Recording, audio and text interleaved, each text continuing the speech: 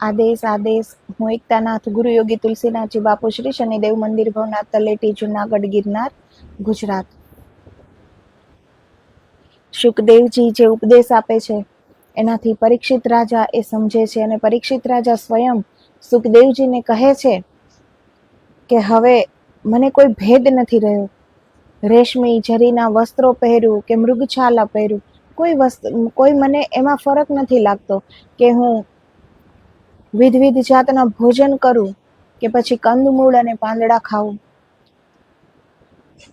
તો હવે પરીક્ષિત રાજા પ્રાર્થના કરે છે કે હું સમજુ તો છું, પણ હવે માયાથી ધીરે ધીરે હું દૂર થતો જઉં છું, તો મને એવી ભક્તિમાં નિમગ્ન કરો, તન્મય કરો. સુખદેવજી પણ કહે છે કે હું કોઈ મોટો ગુરુ નથી, કેમ કે એને અભિમાનનું લેશ માત્ર નથી સુખદેવજીમાં, પરંતુ એ કહે છે કે એક સર્વના શ્રેષ્ઠ ગુરુ ફક્ત પરમેશ્વર છે, કે જે બ્રહ્મા વિષ્ણુ શિવ શક્તિ નારાયણ આદિનો નાશ થવા છતાં નાશ પામતા નથી અને જે કાળથી પણ છેદાતા નથી. માટે અંતરાત્માથી આપણા બે વચ્ચેનો ભેદભાવ ત્યજીને જેમ જનક વિદેહીએ પોતાનું મન તેમના ગુરુ યાજ્ઞવલ્ક્યજીને સમર્પણ કર્યું હતું, તેમ એવો તન્મય ભાવ પ્રાપ્ત કરો. તો શુકદેવજી કહે છે કે બધાના ગુરુ છે, બ્રહ્મા વિષ્ણુ મહેશ અને શક્તિ એ બધાના ગુરુ છે. તો એવો સમર્પણ ભાવ લાવો જેવો જનક રાજાએ પોતાને સ્વયંને એના ગુરુ યાજ્ઞવલ્ક્યજીને સમર્પિત થઈ ગયા હતા.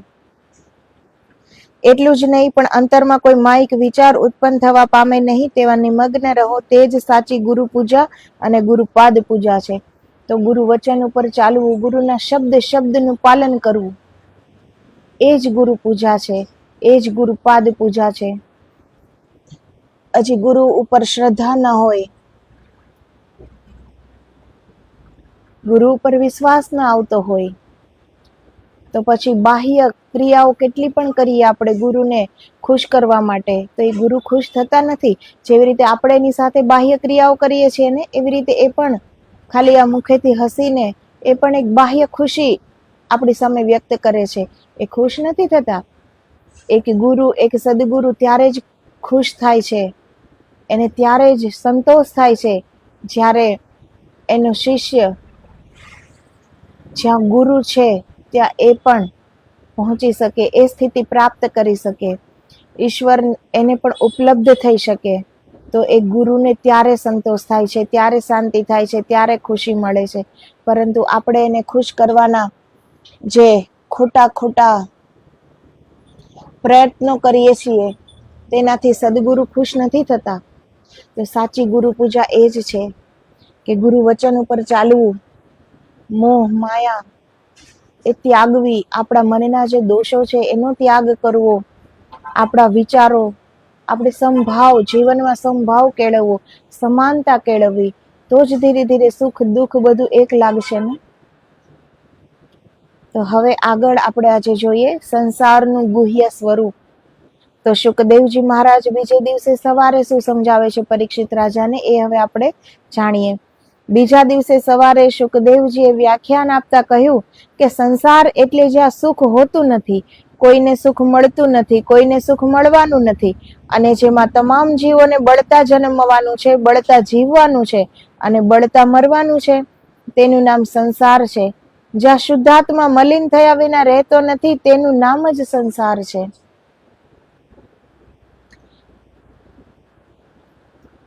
તો શુકદેવજી સંસાર વિશેની માહિતી સમજાવે છે, ઉપદેશ આપે છે. જન્મથી જ બધા અહીં બળે જ છે, કોને સુખ છે? આપણને જે સુખી માણસો લાગે છે એ પણ અંતે એને એક નહીં તો બીજા પ્રકારનું બધાને દુઃખ છે. અહીં બધા જ દુઃખના દાવાનળમાં સળગી રહ્યા છે. કોઈ કહી દે છે, કોઈ નથી કહેતા, પરંતુ અહીં બધાને જ દુઃખ છે જ.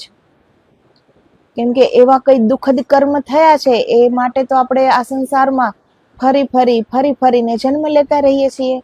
તો હજી એક કર્મ બાકી છે એટલે તો જન્મ લીધો છે. તો અહીં બધા જ દુઃખના દાવાનળમાં સળગી રહ્યા છે. તો આ સળગતો સંસાર છે, જ્યાં કોઈને શાંતિ નથી, કોઈનું ચિત્ત શાંત નથી, બધાનું ચિત્ત ભ્રાંત છે.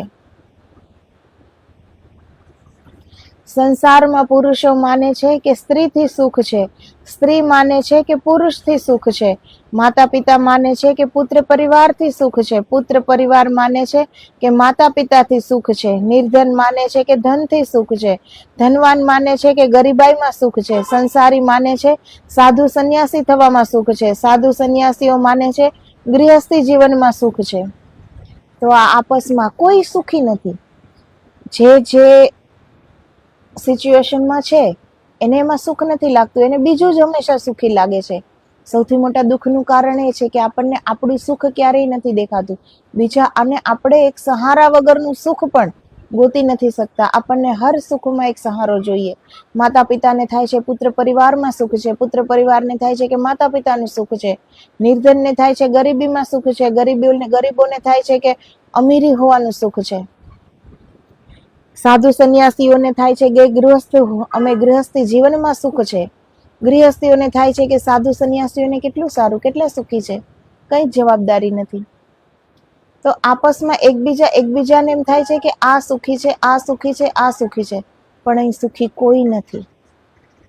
કેમ કે સામેવાળાને એમ થાય છે કે આપણે સુખી છીએ, આપણને એમ થાય છે કે સામેવાળો સુખી છે. હકીકતમાં બંને દુઃખી છે. કેમ કે એણે એનું પૂર્ણ સ્વરૂપ જાણ્યું નથી, અધૂરો છે. જ્યાં સુધી આપણે અધૂરા છીએ ત્યાં સુધી સુખ પ્રાપ્ત થવાનું નથી, ત્યાં સુધી દુઃખ જ દુઃખ છે. નોકરિયાત માને છે કે વેપારમાં સુખ છે અને વેપારી માને છે નોકરીમાં સુખ છે. રાજાઓ માને છે કે પ્રજા થવામાં સુખ છે અને પ્રજા માને છે કે રાજ્ય સત્તા મેળવવામાં સુખ છે. આમ દરેકને પરાઈ વસ્તુ અને પરાઈ અવસ્થા જ સુખમય જણાય છે. ત્યારે પોતાની જાતિ સ્થિતિનો પોતે અનુભવ કર્યો હોવાથી તે દુઃખદ અને ખરાબ લાગે છે. કેમ કે પોતાનો અનુભવ તો છે જ કે હું કેવો છું. આપણે વિચારીએ કે આપણે કેવા છીએ તો કેટલી અધૂરપ દેખાશે, કેટલા દોષ દેખાશે અંદરથી. તો આપણે આપણામાં જ સુખી કેવી રીતે રહી શકશું? બીજામાં જ સુખ આપણે જોઈ શકશું ને કે આ સુખી છે, હું સુખી નથી. મારામાં હજી આટલું છે, હજી તો કેટલી મનોકામનાઓ બાકી હોય છે, ઈચ્છાઓ બાકી હોય છે, વાસનાઓ બાકી હોય છે, શરીરમાં રોગ હોય છે, મનમાં દોષ હોય છે, ઘરમાં ગરીબી હોય છે, પરિવારમાં સુખ નથી હોતું, પરિવારમાં સંપ નથી હોતો. તો કોઈને કોઈ જાતનું બધાને દુઃખ છે. અહીંયા દુઃખના પ્રકાર ભલે અલગ હોય પરંતુ દુઃખ બધાને છે. એ અમીર હોય કે ગરીબ હોય, કોઈ પણ હોય, એમાં કોઈ ફરક નથી પડતો. પરંતુ અહીં દુઃખ બધાને છે, બસ પ્રકાર અલગ અલગ છે. સુખી અમીર લોકોને એમ થાય છે કે આ ગરીબોને કેટલું સારું છે, કઈ જવાબદારી છે, કેવા પોતપોતાની રીતે જીવે છે, પોતાના પરિવાર સાથે જીવે છે, એને એ વાતનું દુઃખ હોય છે. ગરીબોને 2 ટાઈમ જમવાનું પણ નથી મળતું તો એને એમ થાય છે કે અમીર કેટલા સુખી છે, અમે કેટલા દુઃખી છીએ. તો સૌનું દુઃખ છે અહીં. તો આ સંસારમાં દુઃખ સિવાય કઈ જ નથી, બધાને દુઃખ છે.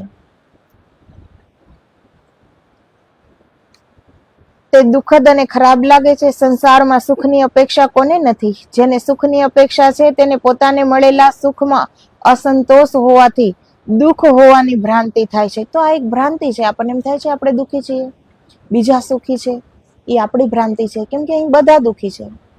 પરંતુ એ દુઃખમાંથી પણ સુખ ને શોધી લાવવું એ આપણામાં એ સમજ હોવી જોઈએ. 2-5 વસ્તુ આપણી પાસે નથી અને 90 વસ્તુ આપણી પાસે છે અને 10 વસ્તુ આપણી પાસે નથી, તો આપણે જે આપણી પાસે નથી એનું જ દુઃખ રોશું. જે છે એનું સુખ નહીં મનાવી શકીએ, તો જે આપણી પાસે છે એનું સુખ મનાવતા આવડી જાય તો પછી દુઃખ તો બહુ નાનું રહ્યું ને. કેમ કે થોડી વસ્તુ જ નથી હોતી, બાકી બધું હોય છે આપણી પાસે. સુખ માનવા જેવું બધું જ હોય છે. તેથી તે શોક કરે છે કે હાય હાય, મારા પર મહાન દુઃખ આવી પડ્યું. મનુષ્ય જેટલું દુઃખનું સ્મરણ કરે છે અને દુઃખનો વિચાર કરે છે તેટલું તેને વધારે દુઃખ પ્રાપ્ત થાય છે. આપણે જેવું વિચારીએ છીએ આપણું જીવન એવું જ થઈ જાય છે. જેટલું આપણે દુઃખને કોસીએ છીએ કે મને દુઃખ છે, મને દુઃખ છે, મને દુઃખ છે, પછી એ જીવન દુઃખથી ભરાઈ જાય છે. આપણી જેવી કલ્પના હોય છે, જેવા વિચારો હોય છે, આપણે જેવું આખો દિવસ જે વિચાર કરીએ છીએ, કહે છે કે મતિ એવી ગતિ. આપણી મતિ, આપણી બુદ્ધિમાં કયા વિચારો ચાલે છે, આપણી શું મતિ છે, એવી જ બુદ્ધિ થઈ જાય છે. તો આપણે જેવું જ વિચારીએ છીએ એવું જ આપણું જીવન થઈ જાય છે. આપણે હંમેશા દુઃખને જ વિચારીએ છીએ. સુખ દુઃખથી બહુ મોટું છે આપણી પાસે, પણ આપણે એમાં સુખી નહીં થઈ શકીએ. થોડું દુઃખ છે તો એ દુઃખને જ વિચારીશું, એ દુઃખમાં જ રોશું, અને દુઃખ છે દુઃખ છે દુઃખ છે એ જ ગણગણ્યા કરશું. તો આપણું જીવન, પૂરું જીવન દુઃખમય બની જાય છે. કેમ કે જેને વિચારશું એ સામે પ્રગટ થશે. સંતો ઈશ્વરમય હોય છે. પૂરો દિવસ, પૂરી જિંદગી ઈશ્વરમાં તન્મય હોય છે, ઈશ્વરને પુકારે છે, એટલે ઈશ્વરમય બની જાય છે. આપણે દુઃખમય બની જઈએ છીએ. જે દુઃખને વિચારે છે એ દુઃખમય બની જાય છે. પરંતુ જે દુઃખની કલ્પના કે વિચાર જ કરતો નથી અને જે પ્રારબ્ધ યોગે પ્રાપ્ત થયેલ ઊંચ નીચ યા મધ્યમ અવસ્થામાં આનંદમાં રહે છે અને પોતાને બીજા કરતા સારી અવસ્થા પ્રાપ્ત થવા માટે જે પ્રભુનો ઉપકાર માને છે, તેને દુઃખની કોઈ અસર થતી નથી, પરંતુ દુઃખ તેનાથી દૂર ભાગે છે. જે લોકો પોતાની આકાંક્ષા મુજબ ધનના, સંપત્તિના, સત્તાના, સ્ત્રીના, પરિવારના વગેરે પ્રકારના જે સુખો ઈચ્છે છે અને જે પામે છે તેને તે સુખ માનતા નથી, પરંતુ પરાયા સુખ ભોગોને સુખ માને છે. તેથી તેમના દુઃખો ઉલટા વૃદ્ધિ પામે છે. દરેક પાસે પરિવાર હોય છે, પત્ની હોય છે, પુત્રો હોય છે, મા બાપ હોય છે, કુટુંબ, પરિવાર બધું જ હોય છે, પરંતુ આપણે એમાં સુખ નથી માની શકતા. આપણને એમ થાય છે કે અમારી પાસે જે એ બધું સારા નથી, અમારે સંપ નથી. પણ બીજાનો પરિવાર સારો લાગે છે કે બીજો કેટલો ખુશ છે, એનો પરિવાર કેટલો સારો છે, એની સ્ત્રી કેટલી સુંદર છે, એના સંતાનો કેટલા સંસ્કારી છે, કેમ કે નજીકથી જોયા નથી. હવે દૂરથી કોઈ 5-10 મિનિટ બેસવા આવે તો સારું જ વર્તન કરવાના છે ને. તો એ આપણને ખ્યાલ કેવી રીતે આવે કે હકીકતમાં એ છે શું? અને જે હંમેશા પાસે રહે છે એની કોઈ ના કોઈ તો ભૂલ દેખાવાની છે આપણને. અહીં કોઈ સર્વગુણ સંપન્ન તો છે નહીં. એવી દિવસમાં કેટલી ભૂલો એકબીજાથી થતી હોય છે, ને એકબીજાને એ ભૂલો દેખાતી હોય છે. તો એમાં સુખી નથી થઈ શકતો. પરંતુ બીજો થોડી વાર આવીને જતો રહે છે તો એ થોડી વારમાં તો સારું જ વર્તન કરવાનું છે, સારું જ બોલવાનું છે ને. તો એને બીજાનું સુખ લાગે છે કે આની પાસે કેવું સારો પરિવાર છે, સારું કુટુંબ છે, સારી પત્ની છે, સારા સંતાનો છે, સારી ધન સંપત્તિ છે.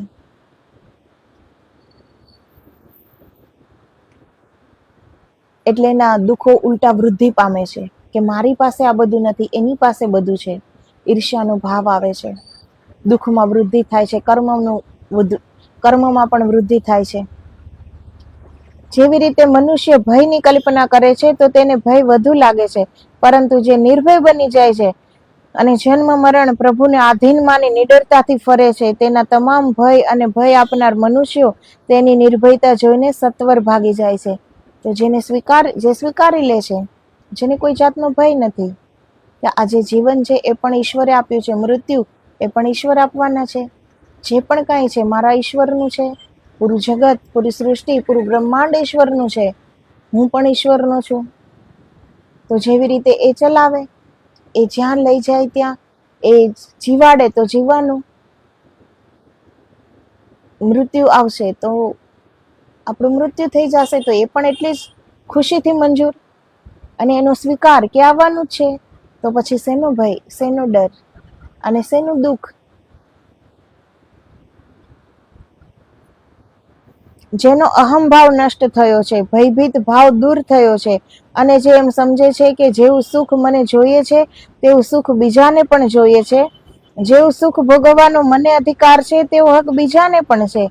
જેમ મારા શ્રમથી પ્રાપ્ત કરેલી વસ્તુ ઉપર હું કોઈને અધિકાર સોંપતો નથી, તેમ બીજાની પ્રાપ્ત કરેલી વસ્તુ મેળવવાનો, લેવાનો કે ભોગવવાનો મને કોઈ હક અધિકાર નથી.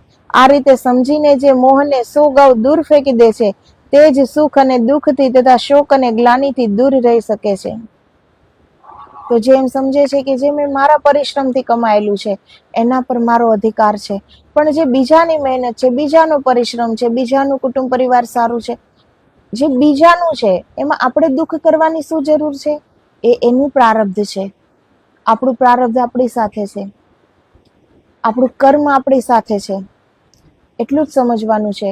તો પછી એ સુખ કે દુઃખ એમાં આપણી એક જ સ્થિતિ રહેશે કે અત્યારે સુખ આવ્યું છે તો એ મારા કોઈ સુખદ કર્મનું ફળ છે, દુઃખ આવ્યું છે તો એ મારા જ કોઈ દુઃખદ કર્મનું ફળ છે.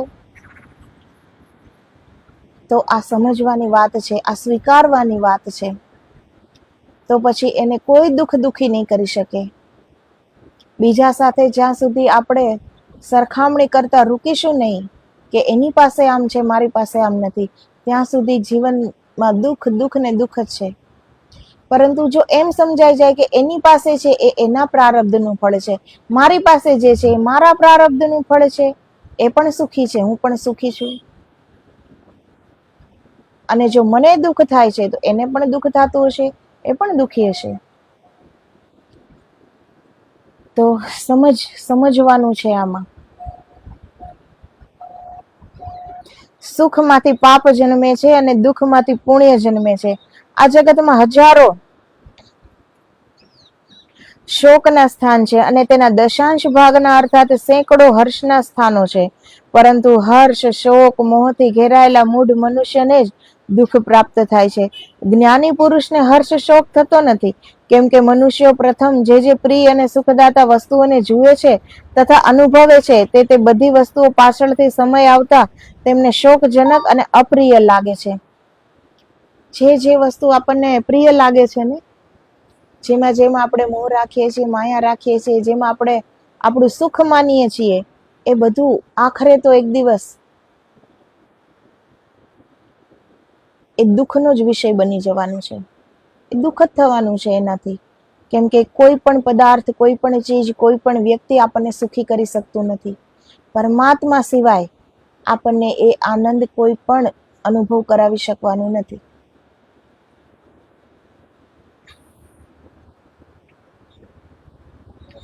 બાલ્યાવસ્થામાં ધાવણ પ્રિય છે ત્યારે તેના વિના બાળકને ચાલતું નથી, પરંતુ મોટા થતા તે જ બાળકોને ધાવણ તિરસ્કારયુક્ત જણાય છે. યુવાવસ્થામાં અને સ્વધર્મ જ્ઞાનના અભાવમાં પુરુષને અનેક પર સ્ત્રીઓમાં અને સ્ત્રીઓને અનેક પર પુરુષોમાં સુખ, તૃપ્તિ અને આનંદ જણાય છે. પરંતુ પ્રૌઢ યા વૃદ્ધ વયે તે જ તેને ખોટા મોહ અને પાપરૂપ જણાય છે. તો જ્યારે બાળક હોય છે ત્યારે એને ધાવણ પ્રિય હોય છે, એ માને ગોતતું હોય છે કે ક્યારે એ મને દૂધ પીવડાવે. પરંતુ એ જ બાળક જ્યારે મોટું થઈ જાય છે ત્યારે એ ધાવણને તિરસ્કાર કરે છે. જુવાની આવે છે,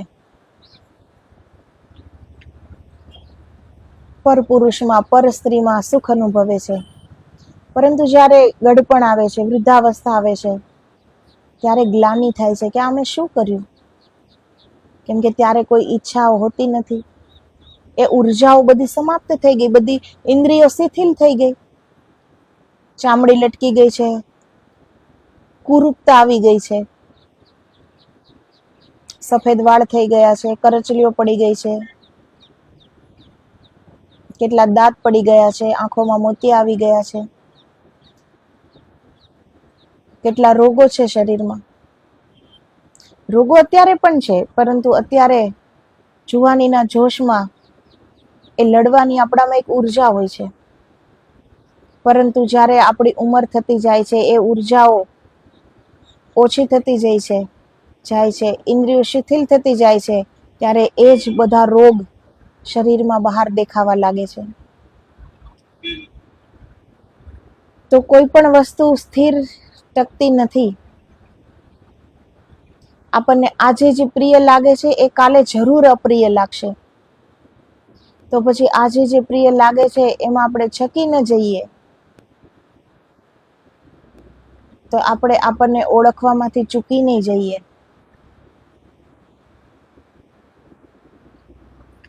જો તે વસ્તુઓ ખરેખર સુખરૂપ હોય તો સર્વદા કેમ પ્રિય લાગતી નથી?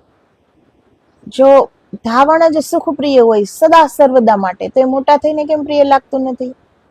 અગર પર પુરુષ, પર સ્ત્રી જ સુખમય લાગતી હોય તો એ ગડપણમાં કેમ લાગતી નથી? જો એ સદા સર્વ એ સુખ જ હોય તો સુખ તો સદા સર્વદાનું હોય ને, તો પછી એ જ સુખ દુઃખમાં કેમ બદલાઈ જાય છે?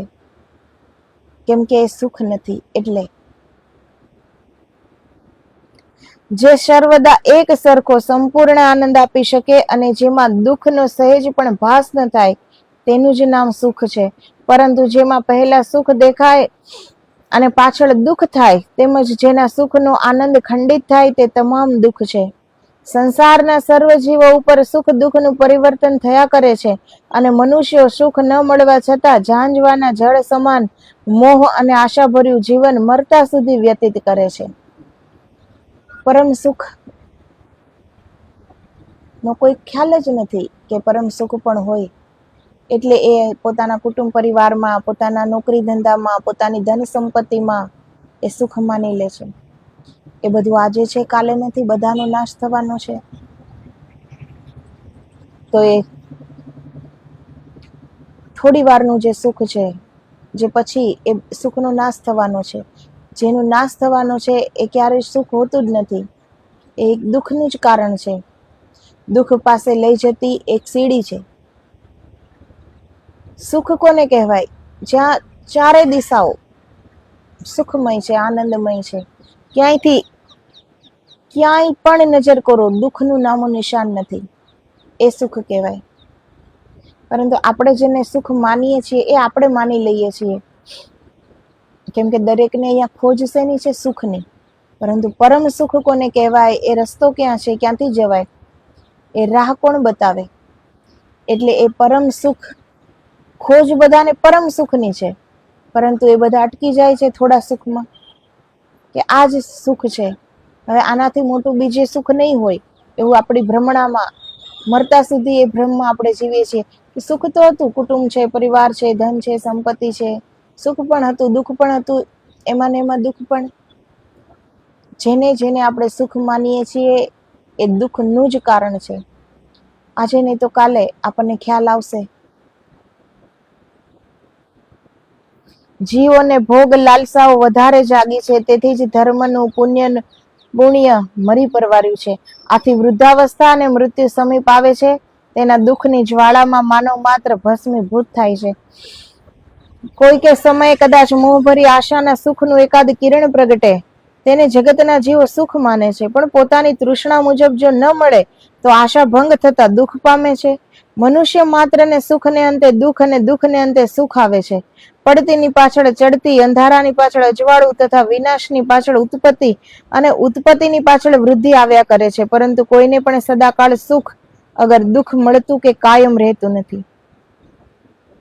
જેની આજે ચડતી છે એની કાલે પડતી આવવાની છે. રાત છે તો દિવસ પણ આવશે. તો એવી રીતે કોઈનું સુખ અહીં ટક્યું છે?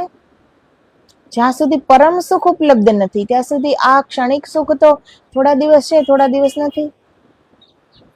એ કોઈ શાશ્વત સુખ તો નથી કે જેવું છે એવું જ એવું ને એવું રહ્યા જ કરે. એ તો આજે સુખ છે, કાલે દુઃખમાં બદલાઈ જશે.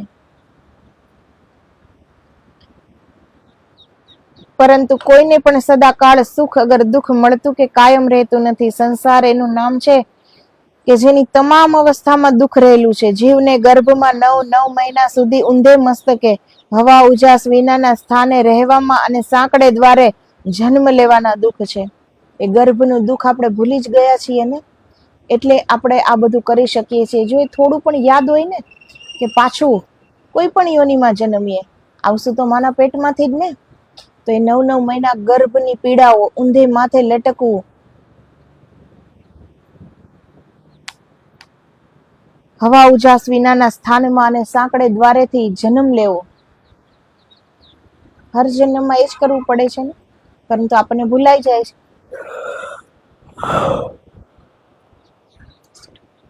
આપણને ભૂલાઈ જાય છે, એ પીડાઓ યાદ નથી રહેતી. એટલે આપણે આ બધું કરી શકીએ છીએ. થોડું પણ એ પીડા યાદ હોય તો બધા આ રાહ ઉપર મહેનત કરવા લાગે, પરિશ્રમ કરવા લાગે કે પાછું કોઈ માના ગર્ભમાં ન આવવું પડે, પાછું ઊંધા માથે લટકીને ન આવવું પડે. પરંતુ યાદ નથી રહેતું.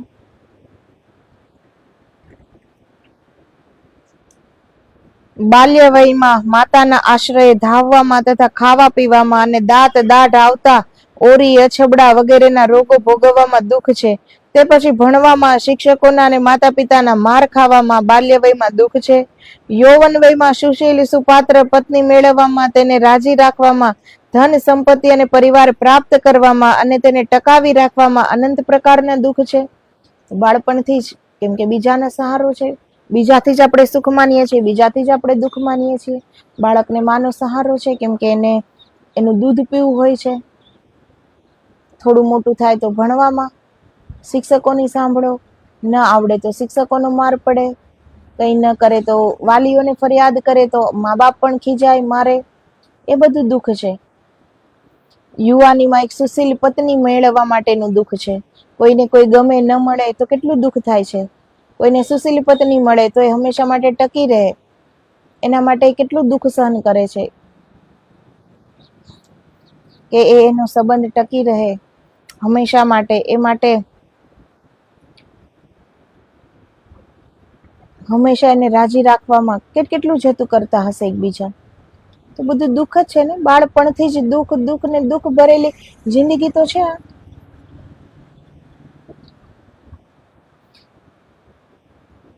સુપાત્ર પત્ની મેળવવામાં, તેને રાજી રાખવામાં, ધન સંપત્તિ અને પરિવાર પ્રાપ્ત કરવામાં અને તેને ટકાવી રાખવામાં અનંત પ્રકારના દુઃખ છે. વૃદ્ધાવસ્થામાં પુત્ર પરિવારના, સ્ત્રીના, સગા સ્નેહીના, ધન સંપત્તિના અનેક રોગોના ભોગ થવામાં, અશક્ત થતા માંદા રહેવામાં અનંત દુઃખ થાય છે. તો જ્યારે વૃદ્ધ થાય છે ત્યારે બધું આપણે અશક્ત થઈ જઈએ છીએ, ઇન્દ્રિયો શિથિલ થઈ જાય છે, રૂપ કુરૂપ થઈ જાય છે. તો એ દુઃખ છે. પછી સંતાનોને, એ વૃદ્ધો માટે કોઈ સમય નથી હોતો, એકલવાયુ જિંદગી થઈ જાય છે, પાસે કંઈ જ નથી વિચારવા જેવું. આગળ વિચારે તો મૃત્યુ સિવાય કંઈ પાસે નથી. તો એ વૃદ્ધાવસ્થાનું દુઃખ, કે હવે આગળ ગમે ત્યારે મૃત્યુ આવી શકે એમ છે, એ દુઃખ. શરીરમાં કેટલા રોગો છે એનું દુઃખ, એ સહન કરો. ભોગ થવામાં, અશક્ત તથા માંદા રહેવામાં અનંત દુઃખ છે.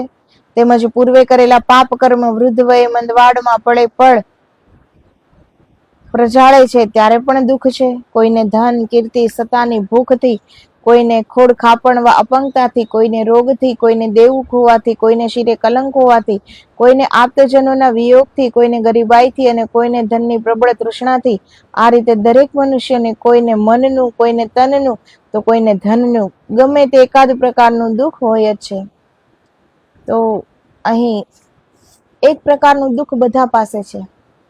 કોઈને તનનું હોય, કોઈને મનનું હોય, કોઈને ધનનું હોય, પણ દુઃખ બધા પાસે છે. દુઃખના પ્રકાર અલગ છે. તો કોઈના ધનનું ગમે તે એકાદ પ્રકારનું દુઃખ હોય છે જ. આ અસાર સંસારમાં કોઈ પણ જીવ સુખી નથી, કેમ કે એક દિન હસી 100 દિન રડો, એ દુનિયાનું સુખ હોવાથી સર્વ જીવો જગતની ભૂમિમાં અનેક પ્રકારના દુઃખથી શેકાઈ રહ્યા છે. ત્યારે મંદવાડમાં યા વૃદ્ધ વયે વારંવાર માગવા છતાં મૃત્યુ મળતું નથી. તો જ્યારે એટલો રોગિષ્ઠ, જ્યારે ચાલી પણ શકતો નથી, પોતાનું કંઈ કરી શકતો નથી, એટલો રોગ વ્યાપ્ત થઈ ગયો છે પૂરા શરીરમાં, એ મૃત્યુ માગે છે. પણ આપણા હાથમાં તો છે નહીં ને. એને એ મૃત્યુ આવતી નથી અને સહન પણ થતું નથી. તો એ કેટલું દુઃખ છે.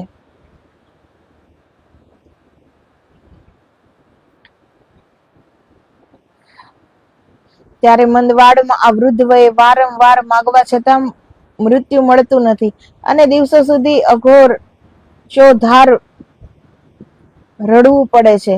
તે સમયે મંદવાડની પથારીમાં જ લઘુશંકાને દસ્ત કરવાનું હોય છે, ત્યાં જ જમવાનું હોય છે. આ રીતે જીવતો નરકવાસ ભોગવાય છે. અનેક આશાએ પુત્ર પરિવારને ઉછેર્યા હોવા છતાં મંદવાડમાં ઘરમાં કોઈ સામું જોતા નથી. કેટલાક વૃદ્ધોને ઘરમાં રહેવાનું સ્થાન મળતું નથી, એટલે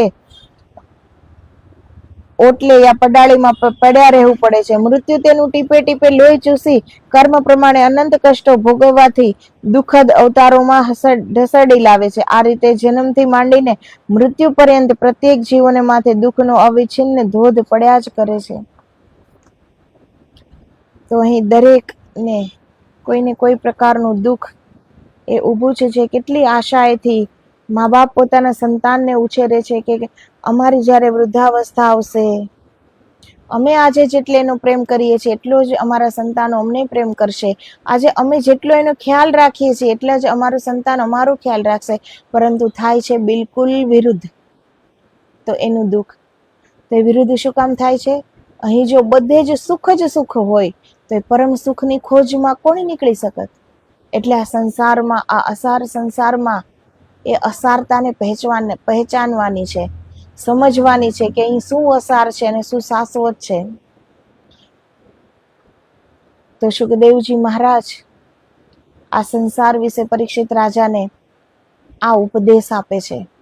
બધા જ દુઃખી છે અહીં, પરંતુ એ દુઃખમાં પણ જે સુખ શોધી લે એ જ સાચો માનો. તો આજે બસ આટલું જ. આદેશ. જય ગિરનારી, જય ગુરુદેવ.